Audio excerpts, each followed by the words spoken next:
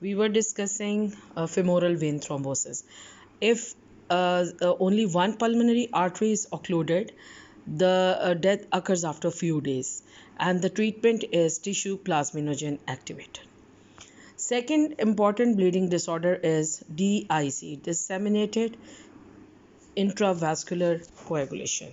Disseminated intravascular coagulation, abbreviated as DIC.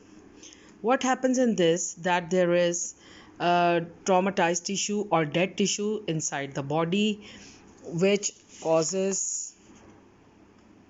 which releases great quantities of tissue factor into the blood, and frequently the clots are small initially but very numerous, and they plug a large share of the small peripheral blood vessels. And this process occurs especially in those patients who have widespread septicemia. Septicemia means infection in the blood, any infection in which either circulating bacteria are secreting endotoxins. Circulating bacteria are secreting endotoxins which activate the clotting mechanism throughout the body. There is plugging of small blood vessels, decreased oxygen supply to the tissues, and circulatory shock occurs, and circulatory shock is aggravated and the person dies. Almost it is partly for this reason that septic shock is lethal in 85% of the patients. Circulatory shock is lethal in 85% of the patients because the patient bleed and die.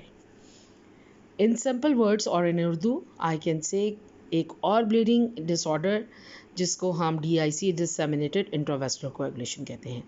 डिससेमिनेटेड का मतलब है wide spread intravascular coagulation. इसमें होता यह है कि आपकी body में डेड टिश्यू होता है या ट्रॉमाटाइज टिश्यू होता है जो टिश्यू फैक्टर रिलीज़ करता है. जब भी टिश्यू फैक्टर रिलीज़ होता है, एंडोटॉक्सिन्स जो हैं वो एक्टिवेट होते हैं. और एंडोटॉक्सिन्स कहाँ से आ रहे हैं? बैक्टीरिया से आ रहे हैं. बैक्टीरिया कहाँ से आ रहे हैं? कोई इन्फेक्शन हुई है बॉडी में, बैक्टीरिया जो हैं उन्होंने एंडोटॉक्सिन रिलीज़ किया है. एंडोटॉक्सिन्स ने क्लॉटिंग मैकेनिज्म को एक्टिवेट किया है. स्मॉल ब्लड वेसल्स जो हैं वहाँ पे क्लॉट्स बनना शुरू हो जाते हैं छोटे छोटे, क्यों, और सारे के सारे क्लॉटिंग फैक्टर्स आपकी बॉडी में यूटिलाइज हो जाते हैं. आपके जो हैं प्रोकोएगुलेंट्स जो हैं वो सारे के सारे ख़त्म हो जाते हैं जो कोएगुलेशन कर रहे थे, क्लॉटिंग कर रहे थे, और through out body bleeding start हो जाती है. ये बहुत हार्मफुल कंडीशन है, स्पेशली उन लोगों में जिनमें सेप्टिक शॉक डेवलप होता है. इन्फेक्शन की वजह से पेशेंट सर्कुलेटरी शॉक में जाता है क्योंकि ऑक्सीजन टिश्यूज़ को नहीं मिल रही है, और 85% पेशेंट्स की डेथ हो जाती है. तो ये है आपका DIC. इसकी मैं आपको एक बहुत इंटरेस्टिंग एग्जांपल बताऊं. जब मैं when I was doing my house job in 1997 in gynae department, intrauterine death of the fetus was the major cause of bleeding in female patients. तो intrauterine death of the fetus मतलब baby जो है वो mother के लिए एक foreign agent होता है और डेड टिश्यू होता है, जिसकी वजह से टिश्यू फैक्टर रिलीज़ होता है, मदर सेप्टिक शॉक में चली जाती है, और ये सारा का सारा प्रोसेस जो है DIC का स्टार्ट हो जाता है. This is the best example of DIC. Now coming to the anticoagulants, intravenous anticoagulants. Now, I'm going to discuss that when you go to the emergency, when you will become a doctor, what treatment you can use to prevent bleeding disorder. The number one is heparin, the second one is coumarin, also known as warfarin. These two things are very important. Now, what is heparin? Commercial heparin is extracted from several different animal tissues, and it is prepared in almost pure form. And the dose is 0.5 to 1 milligram per kg of the body weight. It basically increases the clotting time from a normal of 6 minutes to 30 or more minutes. And this change in clotting time occurs instantaneously, thereby immediately preventing or slowing further development of a thromboembolic condition. The action of heparin lasts about 1.5 to 4 hours. The injected heparin is destroyed by an enzyme in the blood known as heparinase. And regarding heparin, this is very important. MCQ, कौन सा MCQ important है कि आप लोग bleeding disorder में कौन सी चीज़ use करते हो, तो आपने आंसर में बताना है आप लोग हेपरिन यूज़ करते हो। हेपरिन जो है वो उसकी डोज़ क्या है? उसकी डोज़ है 0.5 to 1 मिलीग्राम पर KG of the body weight. आपने ऐसी नहीं इंजेक्ट कर देनी, हम ये ड्रिप में डाल के इन आईवी फॉर्म में इन्फ्यूज़ करते हैं और डायरेक्ट हेपरिन का इंजेक्शन नहीं देते हैं। जब आप लोग इमरजेंसीज़ में जाओगे, मेडिकल वार्ड्स में जाओगे, आप लोग देखोगे कि हेपरिन जो है वो आप लोग ड्रिप में डाल के पेशेंट्स को देते हो 0.5 to 1 मिलीग्राम के पर KG of the body weight.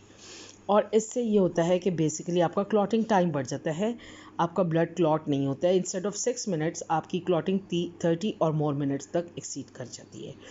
इसका हेपरिन आपकी ब्लड में 1.5 से 4 आवर्स तक एक्टिव रहती है। उसके बाद एंजाइम हेपरिनेज इसको डिस्ट्रॉय कर देता है। अब हम आते हैं नेक्स्ट एंटीकोएगुलेंट जो आप क्लिनिकली यूज़ करते हो, वो है कुमरिन। इसका नाम है वारफरिन। वारफरिन बेसिकली जो एंजाइम है VCOR-C1 एंजाइम, उसको इनहिबिट करता है और जो विटामिन के डिपेंडेंट क्लॉटिंग फैक्टर्स थे उन पे ये अफेक्ट करता है। बेसिकली वारफरिन जो है ये आपका डिक्रीज़ करता है, it decreases the available active form of vitamin K in the tissues. When this decrease occurs, the coagulation factors are no longer carboxylated and become biologically inactive. So, after administration of an effective dose of warfarin, the coagulant activity of the blood decreases to about 50% of the normal by the end of 12 hours and to about 20% of the normal by the end of 24 hours. The coagulation process is not blocked immediately but must avoid the degradation of the active prothrombin and the other affected coagulation factors already present in the plasma. Normal coagulation usually returns 1 to 3 days after discontinuing coumarin or warfarin therapy. ठीक है, ये हमारा हो गया warfarin का role कि warfarin जो है वो क्या कर रही है। वारफरिन बेसिकली आप ये बहुत इफ़ेक्टिव है, इसकी आपको इफ़ेक्टिव डोज देनी पड़ती है और ये जो है आपको ब्लीडिंग से प्रिवेंट करेगी, आपका ब्लड लॉस जो है वो नहीं होगा और ये हम पेशेंट्स को देते हैं। तो अगर आपसे एग्ज़ाम में पूछा जाए कि कौन से 2 एंटीकोएगुलेंट्स जो हैं वो आप पेशेंट्स को दे सकते हो क्लिनिकली, ठीक है, यानी डॉक्टर बन के, तो आपका आंसर होना चाहिए heparin and warfarin. This is very simple. बाकी इसकी वारफरिन और या कुमरिन की डिटेल में कोई भी इतना ज़्यादा नहीं जाता। अच्छा जी, अब हमारा जो